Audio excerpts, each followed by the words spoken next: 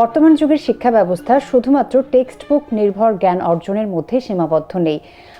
উপরন্তু একজন শিক্ষার্থী কিভাবে তার analytical skill, technological skill, communication skill build up করবে সেই বিষয়গুলো গুরুত্বপূর্ণ মাধ্যম হিসেবে গড়ে উঠেছে। একজন অভিভাবক চিন্তায় থাকেন যে কোন ইংলিশ মিডিয়াম স্কুলটি তার সন্তানের জন্য উপযুক্ত হবে। দর্শক, ব্রিটিশ কাউন্সিল এবং প্রথম আলো ডটকম প্রথমবারের মতো আয়োজন করেছে English medium school admission fair 2026। English medium admission .com এই প্ল্যাটফর্মে আপনারা একই সাথে পেয়ে যাবেন ইংলিশ মিডিয়াম স্কুলের কারিকুলাম, ফ্যাসিলিটিস এবং সেই সাথে অ্যাডমিশন রিলেটেড সকল ধরনের ইম্পর্ট্যান্ট ইনফরমেশন। আর এই অনলাইন ফেয়ার চলবে 26শে এপ্রিল থেকে 5 মে পর্যন্ত 10 দিন ব্যাপী। আজকে আমরা কথা বলবো যে একজন স্টুডেন্টের মধ্যে কমিউনিকেশন স্কিল, অ্যানালিটিক্যাল স্কিল এবং টেকনোলজিক্যাল স্কিল বিল্ড আপ করানোর মাধ্যমে যদি সে ইংলিশ মিডিয়াম স্কুলে পড়ে তাহলে কিভাবে আসলে তাকে গ্লোবাল প্ল্যাটফর্মে কাজ করার জন্য উপযুক্ত হিসেবে গড়ে তোলা যায়। এবং এই বিষয়গুলো নিয়ে আলোচনা করতে আজ আমার সঙ্গে স্টুডিওতে উপস্থিত আছেন Maryam Noor Yunus, principal, New Horizon Crescent International School. Welcome to the show. কেমন আছেন? থ্যাংক ইউ সো মাচ, ভালো আছি। Thank you so much for having me. আমাদের সঙ্গে আরো উপস্থিত আছে Naja Salawat, principal, Daffodil International School. কেমন আছেন? Thank you so much. জি, ভালো আছি। আপনি ভালো আছেন? আমি ভীষণ ভালো আছি। শুরুতে একটু এই অনলাইন ফেয়ার নিয়ে আপনাদের অনুভূতি জানতে চাই। আমি একটু জানতে চাইবো যে প্যারেন্ট যারা একটু কনফিউজড থাকেন যে ডিসিশন মেকিং এর ক্ষেত্রে যে কোন স্কুলটা আমার সন্তানের জন্য ঠিকঠাক সিলেকশন হবে, তো তাদেরকে আসলে এই ফেয়ার কিভাবে কোঅপারেট করবে? ফেয়ারটা কীভাবে হেল্প করবে সেটা বলার আগে যদি বলি যে এখন এডুকেশন সিস্টেমে এতগুলো স্কুল আছেন যে there is a tremendous amount of choice everywhere. প্রবলেমটা যেটা হয়তো বা হয় যে চয়েসের সাথে ক্ল্যারিটিটা নেই। সো এই ধরনের ফেয়ার্স যখন করা হয় তখন কিন্তু এই গ্যাপগুলোকে ব্রিজ করা যায় with all the schools that are there, যারা নিজেদের সম্পর্কে প্যারেন্টসদেরকে ইনফর্ম করতে পারেন। আই থিঙ্ক প্যারেন্টসরা যখন স্কুল সার্চ করেন তখন তারা they are looking more for a direction, কোন দিকে আমি আমার বাচ্চাকে নিয়ে যাব বা কোন পয়েন্টে বা কোন স্কুলে কোন কারিকুলাম আমার বাচ্চার জন্য সুটেবল হবে। এই ধরনের ফেয়ারগুলো আসলে একটা স্পেস ক্রিয়েট করে দেয় যেখানে ইনফরমেশন আছে which is structured, which is accessible, যেটা প্যারেন্টসরা আসলে ইনফর্ম হতে পারেন এবং কারেন্টলি সুন্দর করে বসে এটাকে যাচাই করতে পারেন। আপনি কিছুক্ষণ আগে বলছিলেন অ্যানালিটিক্যাল স্কিলস, টেকনোলজিক্যাল স্কিলস, বাচ্চাদেরকে তো পড়ে আমার মনে হয় এই ধরনের ফেয়ার্সের মাধ্যমে প্যারেন্টসদের এই অ্যানালিটিক্যাল স্কিলসগুলো অনেক প্র্যাকটিস হবে, যেখানে they have all the information together and they can analyse and decide. So these are very helpful. I would like to thank British Council in collaboration with PROTHOM ALO যে আপনারা এটা I think for the first time নিয়ে এসেছেন, and I hope this will continue. Exactly. Okay. Thanks to you also for being part. Okay, আপনার কাছ থেকেও শুনবো যে এই ফেয়ারটা গার্ডিয়ানদের জন্য কতখানি হেল্পফুল হবে ডিসিশন মেকিং এ। আমি মিসের সাথে আসলে একদম একমত, কারণ এটা কিন্তু একটা বিগ ডিসিশন। একটা বাচ্চা প্লে গ্রুপ থেকে এ লেভেল পর্যন্ত একটা স্কুলে পড়ছে, একটা লং পাথওয়ে। সো প্রপার স্কুলটার আসলে আইডেন্টিফাই করাও কিন্তু একটা বিরাট বড়, আমি মনে করি যে অনেক সময় অনেক ডিফিকাল্ট হয়ে যায় গার্ডিয়ানদের জন্য। তো একটা প্ল্যাটফর্মে যখন গার্ডিয়ান সবগুলি স্কুলের ফ্যাসিলিটিস জানতে পারছে, তাদের কারিকুলাম ফ্রেমওয়ার্ক সম্পর্কে জানতে পারছে, ইনফ্রাস্ট্রাকচারাল ফ্যাসিলিটি সব কিছু জানতে পারছে, তখন তারা কম্পেয়ার কন্ট্রাস্ট করতে পারছে। ফর এক্সাম্পল, আমার রেসিডেন্স থেকে কতটুকু দূরে আসলে স্কুলটা আছে। অনেক সময় অনেক স্কুল কিন্তু তাই না যে ভালো পড়ছে কিন্তু একটু কর্নার হয়ে আছে, তো একই জায়গায় বসে গার্ডিয়ান সেই কম্পেয়ার এবং কন্ট্রাস্ট করার সুযোগ পাচ্ছে। তো আমার কাছে আমি আসলেই ম্যামের মতোই ধন্যবাদ জানাবো ব্রিটিশ কাউন্সিল অ্যান্ড প্রথম আলোকে এরকম একটা উদ্যোগ নেওয়ার জন্য। And at the same time এই যে একটা ফেয়ার হচ্ছে সেখানে কিন্তু lot of guardians will be together, তাদের বাচ্চারা থাকবে। তার জন্য আসলে কোনটা ইম্পর্টেন্ট, তার জন্য কি এক্সট্রা কারিকুলার ইম্পর্টেন্ট, একাডেমিক্সটা ইম্পর্টেন্ট, কম্বিনেশনটা ইম্পর্টেন্ট, সে কি আসলে কোনো ট্রান্সপোর্ট ফ্যাসিলিটি চাচ্ছে কিনা, মাঠটা আছে কিনা। সো বিভিন্ন কিছু কিন্তু তারা ইনফরমেশনটা সেই ফেয়ারের মাধ্যমে পাবে। So absolutely is a very good initiative, I must say. Thank you. বাংলাদেশের পার্সপেক্টিভে ইংলিশ মিডিয়াম স্কুলের কারিকুলাম কতটুকু বাস্তবসম্মত বা কার্যকর বলে মনে করেন মিস? সো বাংলাদেশের পার্সপেক্টিভে যদি আমরা বলি ডেফিনেটলি রেলেভেন্ট, কিন্তু এফেক্টিভ নিয়ে যদি আমরা কথা বলি, রাইট, এফেক্টিভনেসটা আসলে ডিপেন্ড করে স্কুলগুলো এই কারিকুলামগুলোকে কিভাবে ইমপ্লিমেন্ট করে থাকেন। এই কারিকুলামগুলোর কোর কিন্তু হচ্ছে ইনকোয়ারি বেসড, অ্যাপ্লিকেশন বেসড। যদি স্কুলগুলো তাদের টিচিং অ্যান্ড লার্নিংটাকে কিছুটা এই স্টাইলে নিয়ে আসতে পারেন, that this is how we teach the children, তাহলে আমার মনে হয় it is very very effective. এটাকে আমরা দুইটা ভাগে যদি ভাগ করে দিই, একটা হচ্ছে স্কুল লেভেল, একটা হচ্ছে ইউনিভার্সিটি লেভেল। স্কুল লেভেলে দিস ইজ ফ্যান্টাস্টিক, আমরা যদি এই জিনিসটা এইভাবে করে আনতে পারি। সো আমাদের বাচ্চাদের মধ্যে আমরা research, analysis, communication, collaboration, digital literacy এইগুলোর মধ্যে যদি আমরা রেখে এটাকে ভালো করে বাচ্চাদেরকে শেখাতে পারি, we are doing a very impactful job over there. But যখন এটাকে আমরা ইউনিভার্সিটি লেভেলে একটু চিন্তা করি, তখন আমার মনে হয় miss will agree with me over here, একটা ছোট সমস্যা আমরা দেখি as English medium school leaders, সেটা হচ্ছে যখন আমাদের বাচ্চারা মেডিকেল ইউনিভার্সিটিসে বা বুয়েটের মতন ইঞ্জিনিয়ারিং ইউনিভার্সিটিসের জন্য যান, তখন একটা ছোট্ট একটা স্ট্রাগল ওনাদেরকে করতে হয় ডাইরেক্টলি হয়তো বা এন্ট্রান্স এক্সামিনেশনে যাওয়ার জন্য। তাদেরকে আগে কিছু অ্যাডিশনাল পড়াশোনা করে ওই এন্ট্রান্স এক্সামিনেশনের কোয়েশ্চেন প্যাটার্নটা ভালো করে জেনে নিতে হয়, তারপরে ওনারা ওখানে যেতে পারেন। সো আজকালকার যুগে যেখানে আমরা বলি আমরা বাচ্চাদেরকে গ্লোবাল সিটিজেন করে তৈরি করে দিচ্ছি, স্কুলিংয়ে ইংলিশ মিডিয়াম কারিকুলামের ইমপ্লিমেন্টেশনটা যদি আমরা ঠিক মতন করে আনতে পারি, then we are doing a good job. এটাকে যদি পলিসি লেভেলে আরেকটু হেল্প করে দেওয়া যেত with where the children will go for this kind of entrance examinations, তাহলে আমার মনে হয় ওখানে আরেকটু বাচ্চাদের জন্য এই পড়াটাকে কন্টিনিউ করাটা হেল্পফুল হতো। Miss, do you agree with this when we talk about that? Pretty agreed. And আমি শুধু একটু অ্যাড করবো, মিস বলেই দিয়েছেন, যেটা হচ্ছে যে ইংলিশ মিডিয়াম স্কুলের কারিকুলাম ফ্রেমওয়ার্কটা এমন থাকে যে সব সফট স্কিল, আইটি স্কিলগুলো আসলে ওদেরকে শেখানোই হয়। এটা ইনবর্ন যেমন থাকে সেভাবে ওরা শিখেই বড় হয়। তো যখন জব মার্কেটে যায়, এটা লোকাল হোক গ্লোবাল হোক, বাচ্চাটা কিন্তু কন্ট্রিবিউট করছে। সো অ্যাজ ইফ আপনি জব মার্কেটে যদি দেখেন, ইংলিশ মিডিয়ামের বাচ্চারা কিন্তু ভালো করছে, আমাদের দেশেও ভালো করছে, অনেকে বাইরে হায়ার স্টাডিজ করে রিটার্ন করে দেশে কন্ট্রিবিউট করছে। আমি যদি এক্সাম্পল দেই, a lot of teachers, my teachers are also from the English medium background and they are doing very well. So এটা আসলে যে মানে কার্যকর বাস্তবসম্মত দুইটাই, because at the end of the day outcome হচ্ছে কন্ট্রিবিউশন। এই বাচ্চাগুলা আমাদের জন্য পজিটিভলি কন্ট্রিবিউট করে আমাদের দেশের জন্য, বিশ্বের জন্য কাজ করছে। সো অবভিয়াসলি বাস্তবসম্মত এবং কার্যকর। ম্যাডাম যেটা বলেছে, যেটা একটা ব্যারিয়ার আছে, সেটা যদি আমরা কাজ করতে পারি, আই থিঙ্ক আমরা আউটকামটা আরো বেশি প্রোডাক্টিভ এবং ভালো পাবো। ওকে, থ্যাংক ইউ। শিক্ষার ধরন দ্রুত পরিবর্তন হচ্ছে, তো টিচিং প্যাটার্নে আসলে কি কি ধরনের পরিবর্তন এসেছে? সো টিচিং মেথডস নিয়ে যদি আমরা কথা বলি, definitely teaching and learning style totally change হয়ে গেছে, রাইট? বিকজ আগে যেমন ছিল টিচার ক্লাসে যেতেন, তিনি দাঁড়াতেন, লেকচার বেস পড়াশোনা, everything was very teacher centred. এখন কিন্তু এভরিথিং ইজ মানে আমরা বলটা বাচ্চাদের হাতে দিয়ে দিই and keep it very student centred. আমি একটা ছোট উদাহরণ দিয়ে যদি আপনাকে বলি, যে আপনাকে যদি আমি আজকে কিছু জিজ্ঞেস করি যে how much do you know about this, before I give you all the information, you will think for some time, তাই না? সো এই টিচিং ফোকাসটা আসলে এখন একটু শিফট হয়ে গেছে, যেখানে we want to make the children think. তাদের এই থিঙ্কিং, ক্রিটিক্যাল থিঙ্কিং স্কিলসগুলোকে যেন আমরা একটু কাজে লাগাতে পারি। তারা যেন শেখেন যে কোনো প্রশ্নের উত্তর আমাকে স্পুন ফিড করে দেওয়া হবে না, I should be able to look for it. So to be able to understand a topic of discussion, to think একটু critically, and to try and understand এটার উত্তর আমি কোথা থেকে খুঁজে পাবো, then look for that answer, accumulate the information and then sift that information for the right answers যেটা relating to the question। এগুলো হচ্ছে যেটা আমরা টিচিং ফোকাসটা শিফট করে এইভাবে করে নিয়ে এসেছি, যেন বাচ্চারা ক্লাসরুমে অনেক অ্যাক্টিভ থাকেন ইন দ্য লার্নিং প্রোগ্রাম। ছোট উদাহরণ দিয়ে যদি বলি, যে একটা যদি ব্যবসা করি, ধরেন আমি আর আপনি একটা বিজনেস করলাম, if I say I am going to invest 100%, I will do the business and you are also my partner, তখন কিন্তু আপনার কন্ট্রিবিউশন থাকবে খুব আচ্ছা, হলো না হলে নাই, ব্যবসা হলেই বা কি না হলেই বা কি, আমি তো আমার পার্টটা পেয়ে যাচ্ছি। But when I say that you are 50% of my partner and I am 50%, আপনি তখন হয় কি you own it, right? তখন আপনি কিন্তু আকবার এসে কাজ করবেন। সো এখন আমরা যখন ক্লাসে যাই অ্যাজ টিচার্স, এখন কিন্তু we build this partnership with the children। 50% আমি দেবো, কিন্তু আকবার এসে আপনার লার্নিং 50% আপনাকে করতে হবে। তখন হয় কি একটা ওনারশিপ নিয়ে বাচ্চারা কাজ করেন। সো যেমন ধরুন, এটাতে তো টিচিং টেকনিক্সের ব্যাপার আছে, we train our teachers how to take this kinds of এই ধরনের তারা কীভাবে বাচ্চাদেরকে পড়াবেন। এটার পাশাপাশি একটু টিচিং ফোকাসের মধ্যে আমরা আরেকটা জিনিস একটু চেঞ্জ করি, সেটা হচ্ছে অ্যাসেসমেন্ট প্রসেস।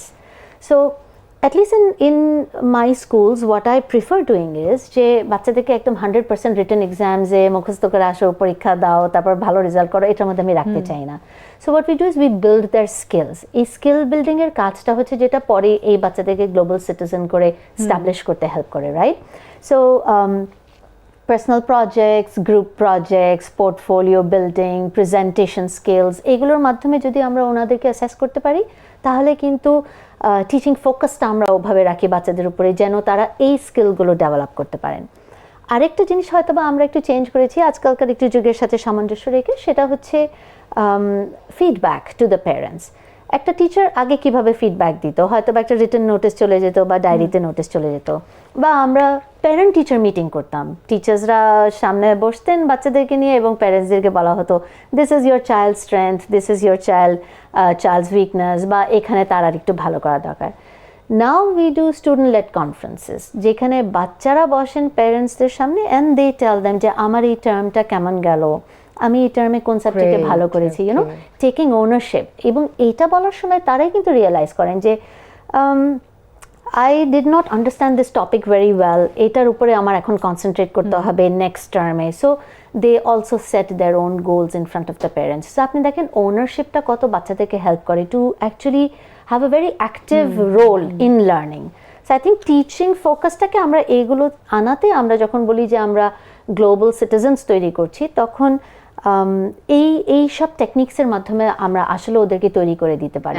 আপনি যে স্কিলের কথা বললেন সেখানে তো মানে কমিউনিকেশন স্কিলটাও বাড়ছে, তাই very much presentation skills and communication skills এর জন্য আসলে এটাই কিন্তু একটা বাচ্চাকে দাঁড় করাতে অনেক হেল্প করে। আপনি যদি আজকালকার যুগের বাচ্চাদেরকে দেখেন, ওরা যখন অফিস এনভায়রনমেন্টেও যান, what is it that they have to do, they have to present their thoughts and that ideas একটু গোছানো ওয়েতে, right? If we don't build this up from a very young age, তখন কিন্তু বাচ্চারা পারেন না। সবচেয়ে বড় জিনিস কি, আজকে ইভেন আমরা যখন আমরা কোথাও কোনো বড় সেটিং বা সেমিনারে যাই, রাইট, পিপল আস্ক আস কোয়েশ্চেন্স, আমরা কিন্তু 2 মিনিট সবাই চুপ, একটা অকওয়ার্ড সাইলেন্স, বিকজ সাহস হয় না উঠে কিছু বলার। বাট এই বাচ্চাদের মধ্যে আমরা এই কনফিডেন্সগুলো বিল্ড করতে পারি। So with the focus on building them up as just ওদের একাডেমিক যে বিল্ড আপ করা তা নয়, তাদের স্কিলস, তাদের ক্যারেক্টার্স, এগুলোতেও আমাদেরকে একটু কনসেন্ট্রেট করতে হয়। ওকে, মিস আপনার কাছ থেকেও এক্সপিরিয়েন্সের জায়গা থেকে একটু জানতে চাইবো টিচিং প্যাটার্ন নিয়ে। অ্যাকচুয়ালি টিচিং প্যাটার্ন যদি চেঞ্জ হয়ে থাকে, এর কারণটা কি? ফর এক্সাম্পল, আমি যদি নিজের কথা এক্সপিরিয়েন্স শেয়ার করি, যে 10 থেকে 12 বছর আগে যদি আমি আমার ক্লাসরুমে টিচ করতাম, তখন বাচ্চাদের যে প্যাটার্ন ছিল এখন কিন্তু অনেক চেঞ্জ হয়ে গেছে। চেঞ্জ কেন হয়েছে? ফর এক্সাম্পল, আমরা হয়তো বা নিউক্লিয়ার ফ্যামিলিতে এসেছি, আমাদের কমিউনিকেশনটা ফ্যামিলির সাথে কমে গেছে, আমরা একটু বাচ্চারা গ্যাজেট ওরিয়েন্টেড হয়ে গেছে, অ্যান্ড প্যারেন্টস যেহেতু ওয়ার্কিং হয় মোস্টলি, তাদেরকে আসলে কিছু করার থাকে না। সো আসলে কি ডিফারেন্সটা এসছে? বাচ্চাদের অ্যাটেনশন স্প্যান কিন্তু কমে গেছে। আমি যেটা আগে বললাম যে আমরা অ্যাডাল্ট পার্সনের রিল আফটার রিল দেখে যাচ্ছি, আমাদেরই অ্যাটেনশন স্প্যান কমে গেছে বাচ্চাদের। এক্স্যাক্টলি, এবং আইটির প্রতি বা গ্যাজেটের প্রতি বাচ্চাদের একটা আগ্রহ বাড়ছে।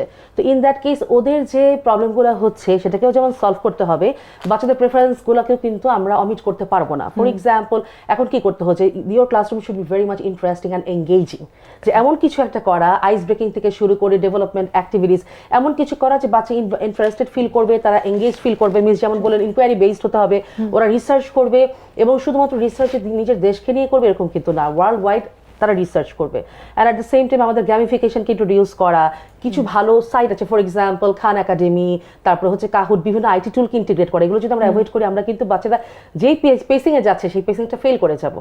অ্যাট দ্য সেম টাইম যে স্টুডেন্টস আর ডিফারেন্ট, তাদের ইন্টেলিজেন্সটা ডিফারেন্ট হয়, কেউ হয়তো বা খুব কাইনেস্থেটিক, কেউ হয়তো বা ন্যাচারালিস্ট। তো কোন বাচ্চাটা কীরকম এটা না বুঝে আমি একটা, ফর এক্সাম্পল, একটা যেটা ট্র্যাডিশনাল সিস্টেমে হয়, যেটা নোট নিয়ে এসেছি ওটা বাচ্চাকে দিয়ে দিলাম, so we are the giver, they are the receiver. এখন কিন্তু সেই সিস্টেমটা আসলে নেই। আমাকে বুঝতে হবে যে এই বাচ্চাকে আমি যদি লিখতে দিই, বাচ্চার আউটকাম আসবে না, রাদার আমি যদি ওকে কিছু ফ্ল্যাশ কার্ড দিই, হয়তো কেউ অথবা কেউ একটা ইন্টারপার্সোনাল বাচ্চা, এই বাচ্চাটা গ্রুপে ভালো কাজ করছে না, তাকে হয়তো আমি একটা আলাদা জায়গায় যেয়ে তার অ্যাসেসমেন্টটা নিচ্ছি। তো এই যে ডিফারেন্ট চেঞ্জটা সময়ের সাথে চেঞ্জ হচ্ছে এবং প্রবলেমগুলোকে কেইটার করাটা হচ্ছে is very important. At the same time world যেভাবে আগাচ্ছে, আমাদের বাচ্চারা কিন্তু তারা কিন্তু দেশের মধ্যে সীমাবদ্ধ থাকছে না, দে আর এন্টারপ্রেনার্স, দে আর ইনোভেটিভ। তো ইন দ্যাট কেস ওদের মধ্যে এই ক্রিটিক্যাল থিঙ্কিং স্কিলটা, নেগোসিয়েশন স্কিলটা, প্রবলেম সলভিং স্কিল এবং ডিসিশন মেকিং স্কিলটা যে ডেভেলপ করা, তো আমাদের টিচিং লার্নিং অ্যাপ্রোচটাই এমন হতে হবে যাতে এই স্কিলগুলো ডেভেলপ করতে পারি, প্রবলেমটা কেইটার হয়, ওদের মন খারাপ করি, আই মিন তোমরা যেটা করছো ভুল করছো, তোমরা এত গেম দেখছো, এত কিছু বা গ্যাজেট দেখছো, এটা ভুল না। এটাও তার বোঝাতে হবে যে there should be a limitation, AI use করছো, there should be a particular policy, এবং তোমরা গেম পছন্দ করছো, let's play the game in a positive way, let's use everything in a positive way. তখন ওরা যেটা ম্যাম অলরেডি বলেছেন যে choice and voice, that is also very important. We are the partners in the learning and teaching process. তো for example একটা আমি chapter বা একটা টপিক নিয়ে পড়া শুরু করবো, আগে কি হতো যে ঠিক আছে আজকে তোমাদেরকে এই যে চ্যাপ্টার 2 তারিখ 23 তারিখ সামথিং লাইক দ্যাট। তো এখন যেটা হয়েছে আমরা কিন্তু জিজ্ঞেস করি ক্লাসে যে নেক্সট ডে আমরা এই টপিকটা এই থিমের উপর কাজ করতে চাচ্ছি, তোমরা আসলে কিভাবে লার্ন করতে চাও, তোমরা কি চাচ্ছ তোমরা রিসার্চ করবে, do you want to go for a study tour কোনো জায়গায় দেখতে বা কোনো এক্সপ্লোর করতে, বা তোমরা পিয়ার টিচিং করো, আমি অ্যাজ এ স্টুডেন্ট থাকবো, আমি তোমাকে অ্যাসেস করবো তুমি কিভাবে টিচ করছো। তো they will feel that valued, এবং ওদের কনফিডেন্সটা বাড়বে, এবং পরবর্তী যে দে আর ফিউচার রেডি, আমরা এটার উপরে আসলে ফোকাস বেশি করি। সো এটাই আর কি, এইটুকুই অ্যাড করা ছিল ম্যামের সাথে। ওকে, যেটা বলছিলেন যে এই যে টিচিং অ্যান্ড লার্নিং যে প্রসেসটা, সেখানে মেন্টররা কিভাবে কাজ করছে একটু জানতে চাইবো। যে এই যে গ্লোবাল সেটআপে নিজেকে মানিয়ে নেওয়ার ক্ষমতা, এটা তো ছোটবেলা থেকেই একটা শিশুর প্র্যাকটিসের মধ্য দিয়েই বিল্ড আপ করবে যখন সে এই সিস্টেমে পড়াশোনা করছে। তো ওই জায়গাটাতে একটু আসতে চাই যে মেন্টররা আসলে কিভাবে কাজ করছেন। Rohani, this is a very good question, and I think that এইখানে আমাদের একটা জিনিস যে ওয়ার্ডটা হয়তো বা কনসেন্ট্রেট করবো, দ্যাটস গ্লোবাল, রাইট? যদি এভাবে চিন্তা করি, বাচ্চারা তো বাংলাদেশের ক্লাসরুমগুলোতে বসা, how do I give them the exposure to the world? So globally যখন একটা বাচ্চাকে আমরা বলি না, এটা আমাদের একটা সবসময় টার্ম, আমরা গ্লোবাল সিটিজেন্স করে ওদেরকে তৈরি করি। এক্স্যাক্টলি। যদি আরেকটু ডিপার ডাইভ নেই, তাহলে কিন্তু চিন্তা করেন যে এই বাচ্চাদের যাদেরকে নিয়ে আমরা কাজ করছি, তারা আগামী 15 বছর বা 10 বছর পরে দাঁড়াবেন। কত ফিউচারিস্টিক কিন্তু আমাদের টিচিং অ্যান্ড লার্নিং এর প্রফেশনটা, কত এরকম ম্যাজিক, রাইট? 10 বছর পরে কি হবে আমরা জানি না, 15 বছর পরে কি হবে, we prepare our children for that. So ওটার জন্য I think open the ডোরওয়েজ to the world, that is important for the children. এটা আমরা কিভাবে করি, এটা যদি আমি একটু বোঝাই। টেকনোলজি অবশ্যই এটা বলার অপেক্ষা রাখে না, অনেকেরা এই শব্দটাকে হয়তো বা খুব একটু অন্যভাবে দেখেন বা বলেন যে স্ক্রিন টাইম লিমিট ইত্যাদি ইত্যাদি। I feel the whole world is out there through that screen for the children. Perspectives, right? মানুষের perspectives different. So as educators আমাদের perspective হচ্ছে যে আমরা এই ছোট স্ক্রিনের মধ্যে দিয়ে পুরো পৃথিবীটা বাচ্চাদেরকে খুলে দিয়ে দেব, so that they can learn how the globe works, how the children in western countries work, right? So আমরা যেটা করি, আমরা কিছু স্কুলস বাহিরে বিদেশে তাদের সাথে আমরা কোলাবোরেশনে যাই, যে একটা পার্টিকুলার টপিকসে আজকে আমাদের ক্লাস 5 এর বাচ্চারা ওয়াটার সাইকেল শিখছে, তোমাদের বাচ্চারা ওয়াটার সাইকেল শিখছে, বিকজ ক্লাস 5 এর বাচ্চারা পৃথিবী যেখানেই থাকবে হয় তার টপিক মোটামুটি ওরকমই তারা শিখেন। সো আমরা ওই টপিকের উপর কোলাবোরেট করে we have online Zoom meetings, যেখানে our children present these presentations to their class, and their class present the presentations to us. এটাতে কিন্তু ওদের কিছু পাল্টাপাল্টি প্রশ্ন উত্তরও করা হয়। আপনি দেখেন কনফিডেন্স বিল্ডিং, টেক স্যাভি বাচ্চারা, হাউ দ্য ওয়ার্ল্ড ওয়ার্কস তারা বুঝতে পারেন, কত কিছু শেখা হচ্ছে। একটা ছোট উদাহরণ দিয়ে বলি, আমার স্কুলের বাচ্চারা যখন এই কাজ করেছিলেন ইউকেতে একটা স্কুলের সাথে, ওই স্কুল এত মজা পেয়েছে আমাদের বাচ্চাদের কাজ দেখে, that they had an award ceremony and they set up a huge screen in their school. ওই অ্যাওয়ার্ড সেরিমনিতে অনলাইনে তারা আমাদের বাচ্চাদেরকেও ইনভাইট করেছে।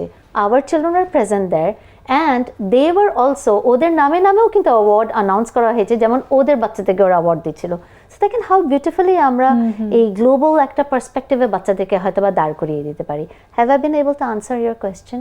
Exactly, I got my answer. মিসের কাছে একটু জানতে চাইবো, এই কথার সূত্র ধরে যে একজন স্টুডেন্টের মধ্যে লিডারশিপ অ্যাবিলিটি তৈরি করার ক্ষেত্রে ক্লাসরুমের বাইরে সেখানে আসলে কিভাবে আপনারা কাজ করে থাকেন? ক্লাসরুমের মধ্যে তো অনেক কিছুই হয়, এখন ক্লাসরুমের বাইরে যদি আমি খুব সংক্ষেপে বলতে চাই, because there are multiple ways না।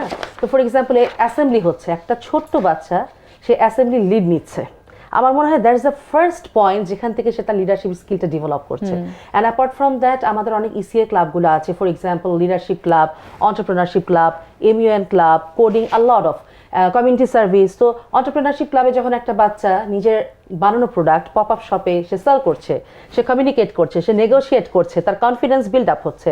কমিউনিটি সার্ভিসে ফর এক্সাম্পল লাস্ট ঈদে আমাদের বাচ্চাদের একটা ড্রাইভ ছিল ঈদের জামা প্রজেক্ট, তো ওরা ঈদের জামা কালেক্ট করে আন্ডার প্রিভিলেজড বাচ্চাগুলোকে দিয়েছে। এমপ্যাথি গ্রো করেছে। সো এমপ্যাথি আমার কাছে মনে হয় যে লিডারশিপের সবচেয়ে বড় হাতিয়ার যদি বাংলায় বলি তো এমপ্যাথি, রাইট? যেটা ফিল করা, সোশ্যাল স্কিল ডেভেলপ করা, কন্ট্রিবিউট করে, স্টেপ ইন করা। অ্যান্ড দেন ফর এক্সাম্পল আমি আমাদের স্কুলের কথাই বলি যে এখানে যে লাস্ট ইয়ারে যতগুলো ফুটবল টুর্নামেন্ট হয়েছে hour students are doing very well, এবং ওরা উইনার হয়েছে, রানার্স আপ হয়েছে। এখানে যে বিষয়টা হয় বয়েজ অ্যান্ড গার্লস বোথ, তো বিষয়টা হয় যে ফুটবল খেলার সময় ফর এক্সাম্পল ওকে কিন্তু ইনস্ট্যান্ট ডিসিশন নিতে হচ্ছে, ওকে ডেলিগেট করতে হচ্ছে, ওকে অ্যাকসেপ্ট করতে হয়েছে হার বা জিত, কারণ অন্যের ভিক্টরিটা সেলিব্রেট করাও কিন্তু একটা মহৎ গুণ, লিডারশিপের একটা মহৎ গুণ। সো এই কোলাবোরেশন স্কিল সবকিছু এমিউন ক্লাবের মধ্যে ওরা ডেলিগেটস হয়ে অন্য কান্ট্রিতে কি হচ্ছে, গ্লোবাল ইস্যুটা কি, পলিটিক্যাল ইস্যুটা কি হচ্ছে, ক্লাইমেট চেঞ্জ, সাস্টেনেবিলিটি, এই যে কথা বলছে, এই যে আসছে, এটাই কিন্তু কোলাবোরেশন স্কিল টিম প্লেয়ার হিসেবে ওদেরকে তৈরি করছে। এবং আমাদের ডিউক অফ এডিনবরা আছে, সেখানে অ্যাডভেঞ্চারাস জার্নিতে যাচ্ছে, দে বিকাম দ্য রিস্ক টেকার, যেটা একজন লিডার হলে আমাকে রিস্ক টেকার হতে হবে। সো এই অ্যাট্রিবিউটগুলা কিন্তু ওরা ওই কারিকুলাম বা ক্লাসরুমের বাইরে কিন্তু অ্যাকোয়ার করছে। একেবারে। আচ্ছা মিস, আপনি অলরেডি বলছিলেন যে আপনাদের স্কুলের বাচ্চারা দেশের বাইরে অন্যান্য স্কুলের বাচ্চাদের সাথে কোলাবোরেট করছে, তো আসলে কিভাবে একটা বাচ্চাকে এটা কম্পিটেবল করে গড়ে তুলতে পারে এই প্র্যাকটিসগুলো? প্র্যাকটিস দিয়ে আপনি এই কনফিডেন্সগুলো বিল্ড করবেন বাচ্চাদের মধ্যে প্র্যাকটিস দিয়ে। কিন্তু আমাদের প্রবলেমগুলো হয় কি, আমরা এই স্কিল বিল্ডিংগুলোকে অনেক পরে ধরি, বাচ্চা বড় হয়ে যায়, তারপর আমরা ওদেরকে বলি প্রেজেন্টেশন দাও। সো ওই যে একটা হেজিটেশন থাকে not to be able to make that eye contact, not to be able to stand in front of people and talk, এইটা বাচ্চাদের মধ্যে আসলে একদম ছোটবেলা থেকে বিল্ড করতে হয়। সো আমাদের কিন্তু ক্লাস 1 থেকে আমরা বাচ্চাদের ধরি, এই যে প্রেজেন্টেশন স্কিলস, এইটা কিন্তু আসে একদম ছোটবেলা থেকে। সো নট নেসেসারিলি সবসময় পাওয়ার পয়েন্টের ভিডিও চালিয়ে দেওয়ার বাচ্চা দাঁড়িয়ে প্রেজেন্ট করবে, it can be in so many ways. যেমন একটা বুক উইক যখন আমরা করি, বুক উইকে বাচ্চারা গল্পের বই পড়েন, রাইট? এই গল্পের বই সপ্তাহের শেষে টিমস করে দিই আমরা, যেখানে বাচ্চারা দাঁড়িয়ে কে কোন গল্প পড়লো বা কার কাছে কোন বইটা পছন্দ হয়েছে সেটা সে তার ফ্রেন্ডসদের সাথে কথা বলছে। This is also building up the children in this capacity, যে তারা যেন মানুষের সামনে নিজের সব কথাগুলোকে সুন্দর করে প্রেজেন্ট করতে পারে, রাইট? ধরেন বুক উইক ছাড়া, প্রেজেন্টেশন স্কিলস ছাড়া বাচ্চারা এক্সিবিশনস করেন। সো যখন এক্সিবিশনস করেন তখন কিন্তু প্যারেন্টসদের সামনে to be able to stand up and say, এটাও একটা এই স্কিল তৈরি করার একটা কাজ। একটা ছোট এক্সাম্পল দিয়ে আবার বলি, আমাদের একটা খুব মজার ছোট বাচ্চাদেরকে নিয়ে আমরা কমিউনিটি হেল্পার্সের উপরে তাদেরকে শেখাচ্ছিলাম। So we made popsicle sticks দিয়ে ছোট ছোট পাপেটস, যে ফায়ারম্যানের পিকচার দিয়ে, পুলিশম্যানের পিকচার দিয়ে, টিচার, ডক্টর, নার্সের, এবং এই পপসিকল স্টিকগুলোকে তারা তাদের টেবিলে রেখেছেন। সো প্যারেন্টসরা যখন এসেছেন তখন বিভিন্ন প্রপস তারা বানিয়েছে, কমিউনিটি হেল্পার্স নিয়ে, কমিউনিটি সার্ভিস নিয়ে কথা বলেছে, হসপিটালস, স্কুলস, ফায়ার স্টেশনস, এগুলো নিয়ে তারা ডিসক্রিপশন দিচ্ছে, কথা বলছে।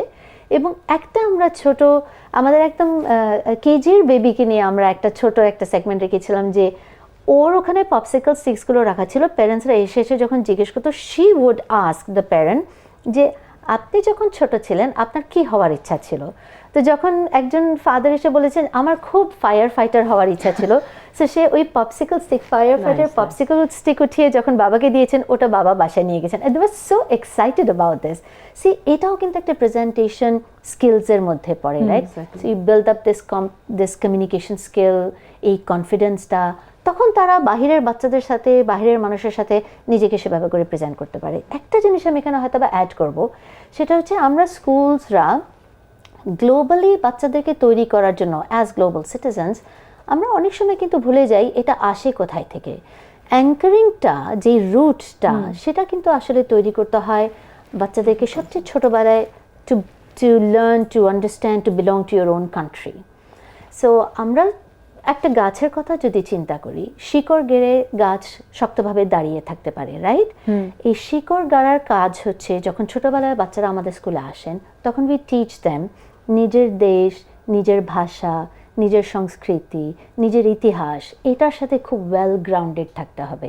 বিকজ আমি পৃথিবীর যেখানেই বাচ্চাকে গ্লোবালি তৈরি করে পাঠিয়ে দিই, পৃথিবীর যতই কালচারের সাথে ওদেরকে আমি অ্যাকুয়েন্টেন্সে এনে শিখিয়ে ওদেরকে আমি পাঠিয়ে দিই, লাভ নাই যদি সে নিজে কোথা থেকে এসেছে এই জিনিসটা যদি তার জানা না থাকে। So our children must be very well grounded, well rooted in the knowledge of where they are coming from.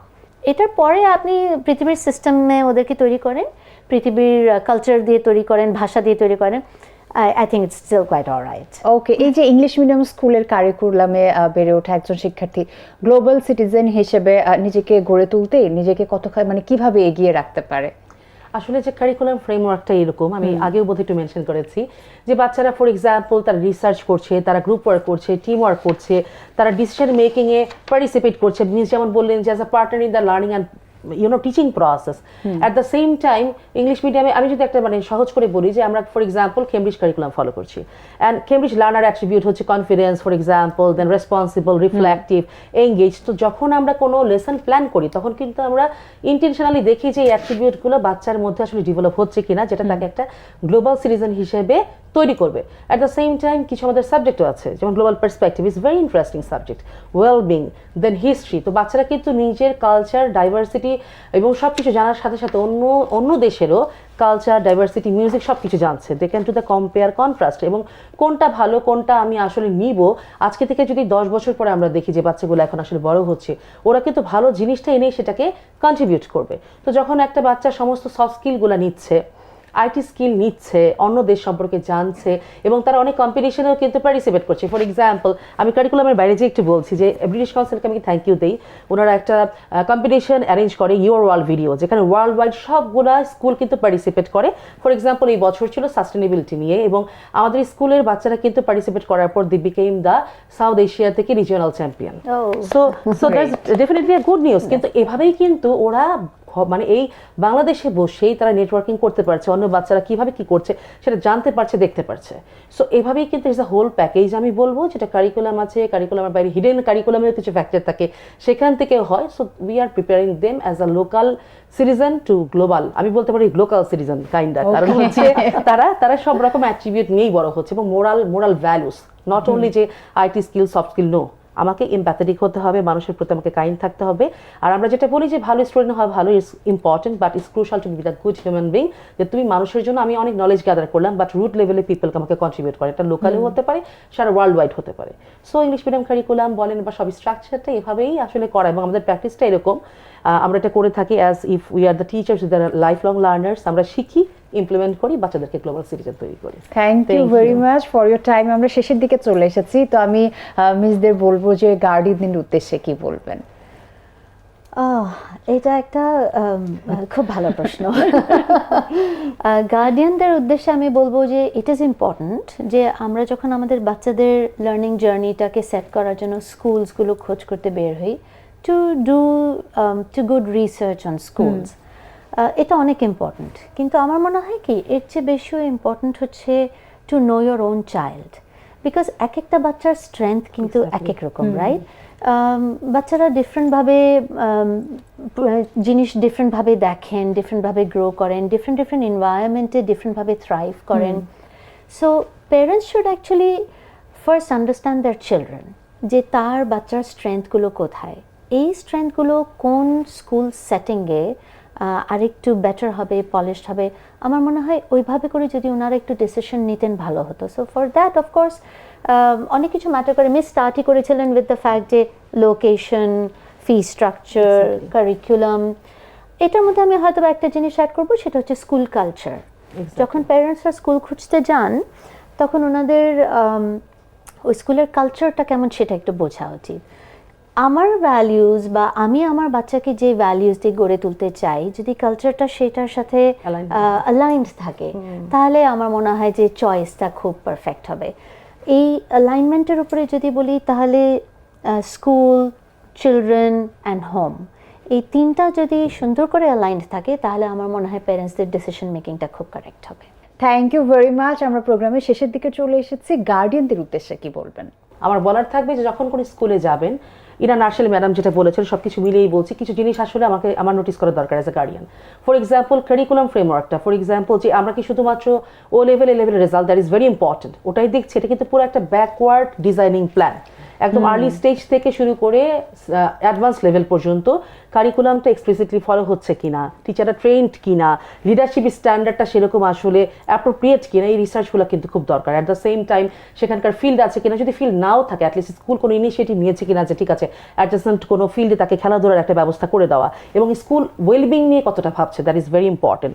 স্কুলের ফ্যাসিলিটিসগুলো কী আছে এবং তারা কোঅপারেটিভ কিনা, একদম ইনফরমেশন মানে ইনফরমেশন থেকে শুরু করে টিচার্স লিডার্স যদি কোঅপারেটিভ হয় আপনার জন্য জার্নিটা খুব স্মুথ হবে। উইথ ডিউ রেসপেক্ট অনেক সময় দেখা যায় যে গার্ডিয়ানের জন্য টিচারদেরকে বা লিডারদেরকে রিচ করাটা খুব ডিফিকাল্ট হয়। সো এটা কতটা স্মুথ, এই জিনিসগুলো যদি কনসিডার করা যায় তাহলে কিন্তু আপনি আপনার জন্য সবচেয়ে বেস্ট ডিসিশনটাই নিতে পারবেন। অ্যান্ড আমি সবাইকে এটাই বলবো যে ফেয়ার যে হচ্ছে, আপনারা প্রথম আলো এবং ব্রিটিশ কাউন্সিল মিলে একটা ফেয়ার অ্যারেঞ্জ করেছে। আই উড রিকোয়েস্ট যে সবাই আসবেন এবং এসে সব ইনফরমেশনগুলো যখন গ্যাদার করবেন আপনি নিজেই বুঝবেন যে আপনার আসলে কি চাওয়া এবং কি আসলে স্কুলগুলো অফার করছে। সো যখন বেস্ট ম্যাচ হবে you can make the best decision for your kid. Thank you. Thank you very much, খুব ভালো লাগলো। আশা করছি যারা এতক্ষণ আমাদের কনভারসেশন শুনেছেন এবং ডিসিশন মেকিং এর ক্ষেত্রে ডিলেমা আছে তাদের জন্য কনভারসেশনটা অনেক বেশি হেল্পফুল হবে। খুব ভালো লাগলো কথা বলে, নিশ্চয়ই আগামীতে আবারও দেখা হবে। ভালো থাকবেন। আপনার সাথে কথা বলে ভালো লেগেছে miss Ruhani, thank you so much. Thank you so much.